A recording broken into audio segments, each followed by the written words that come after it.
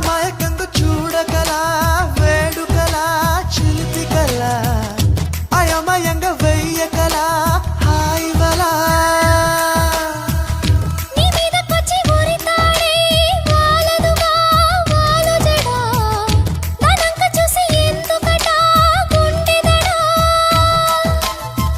మరి మరి శృతి మించి ఇలా నన్ను మై మరపించకలా తడబడి తల వంచిలా